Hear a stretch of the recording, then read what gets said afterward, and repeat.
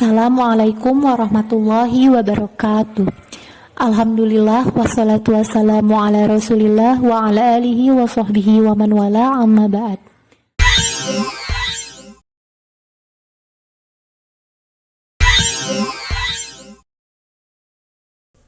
Pertama, kita akan menentukan volume kubus berdasarkan kubus kecil.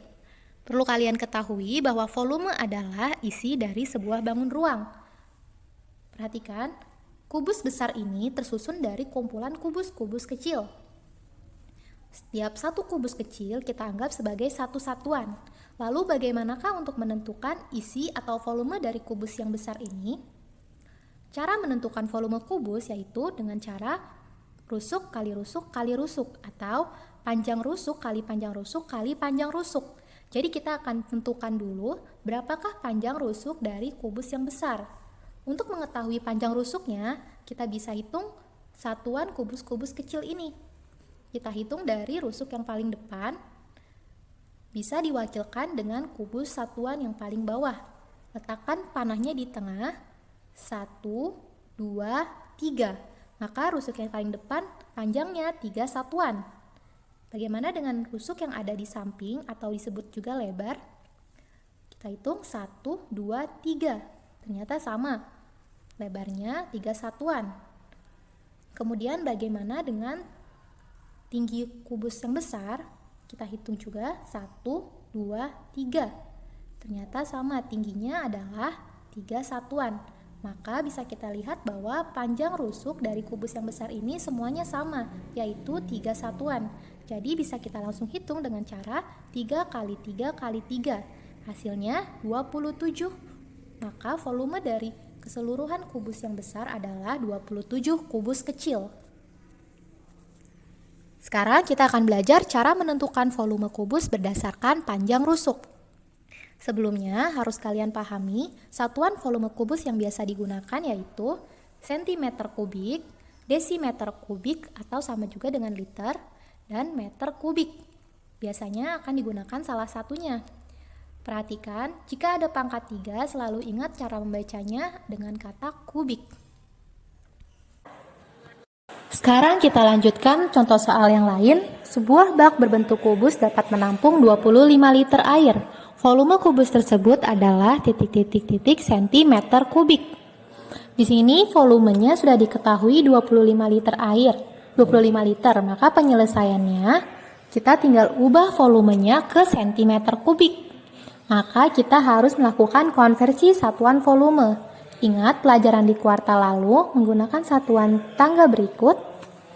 Liter sama dengan desimeter kubik. Senilai. Maka dari sentimeter kubik diubah ke liter sama saja. Sentimeter kubik kita ubah ke desimeter kubik. Jadi turun sebanyak 1 anak tangga. Ingat, pada tangga satuan volume, setiap turun 1 anak tangga maka dikali 1000, nolnya bertambah 3 di belakang. Jadi 25 liter dikali 1000, hasilnya 25.000. Jadi volumenya 25.000 cm kubik. Seperti itu ya cara konversinya. Bisa dipahami ya? Kita lanjut contoh soal yang lain. Sebuah wadah berbentuk kubus memiliki panjang rusuk 7 cm. Volume kubus tersebut adalah liter. Diketahui panjang rusuknya 7 cm. Maka untuk penyelesaiannya masih menggunakan rumus yang sama, volume sama dengan R kali R kali R, yaitu 7 kali 7 kali 7. 7 cm kali 7 cm kali 7 cm. Hasilnya 7 kali 7, 49, kali 7 lagi 343. Satuannya sentimeter kubik, karena satuan rusuknya sentimeter. Tapi kita dimintanya dalam satuan liter. Lihat di soal, maka gunakan tangga satuan volume lagi. Kita akan konversi dari sentimeter kubik ke liter. Liter senilai dengan desimeter kubik ya. Maka naik 1 anak tangga. Kalau naik 1 pada satuan volume dibagi 1000.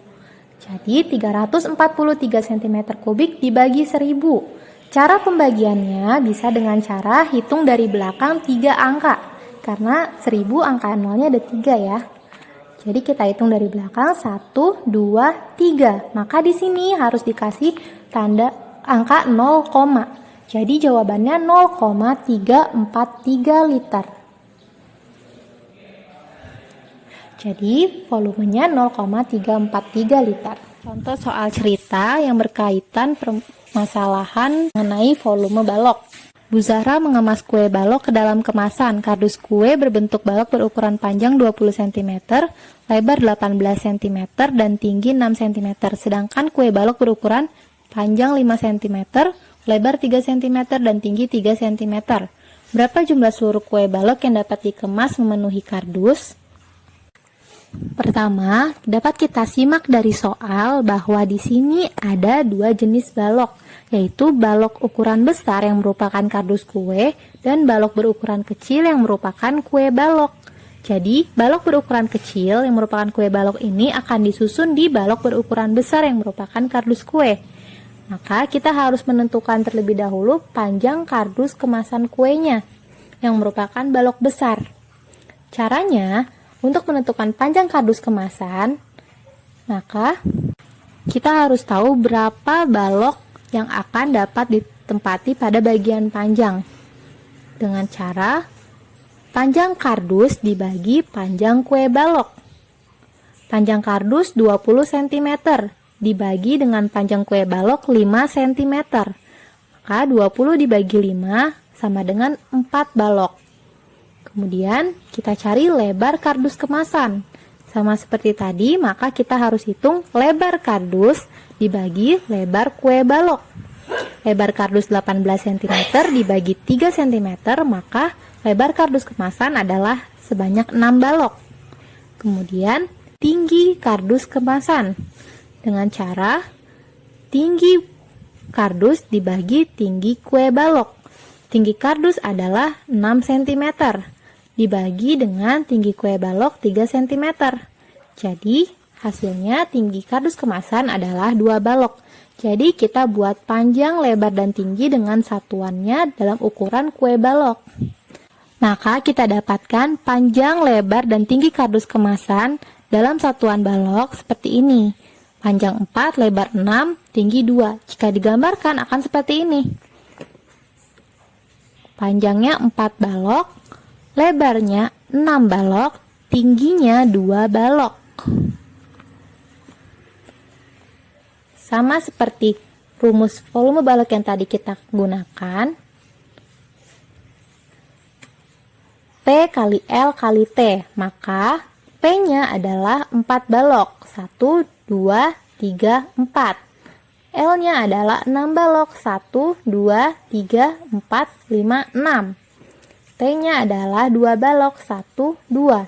Jadi, 4 kali 6 kali 2 hasilnya 48 balok. Jadi, banyak seluruh kue balok yang dapat dikemas memenuhi kardus adalah 48 kue balok. Silahkan dicatat untuk mengerjakan tugas dengan soal sejenis.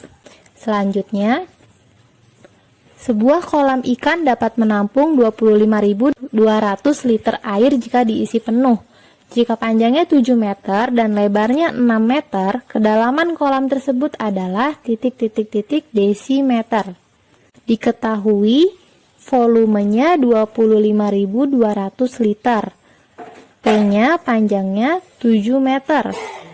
Lebarnya 6 meter. Dan ditanya kedalaman dalam desimeter.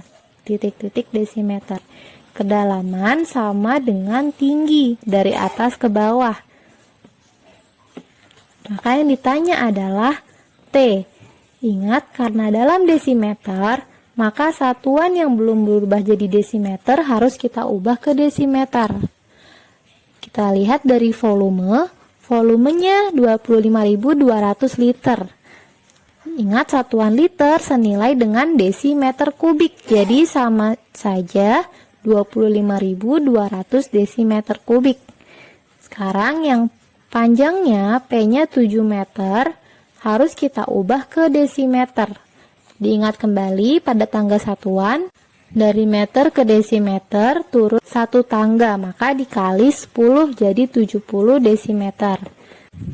6 meter juga sama dengan yang tadi, maka dikali 10 jadi 60 desimeter, turun 1 tangga. Penyelesaiannya T sama dengan V dibagi P dibagi L. Karena volumenya sudah diketahui duluan, jadi dibalik ya. Jadi dibagi bukan dikali. Nah, kita gunakan yang tadi sudah diubah jadi 25.200 dibagi 70 dibagi 60. Maka akan didapatkan hasilnya 6 desimeter. Jadi satuannya sudah berubah jadi desimeter, sudah diubah di awal. Maka tingginya kedalaman kolam tersebut adalah 6 desimeter. Silakan dicatat dan dipahami. Sebelum lanjut, silakan dicatat password tugas hari ini tauhid menggunakan huruf kapital semua.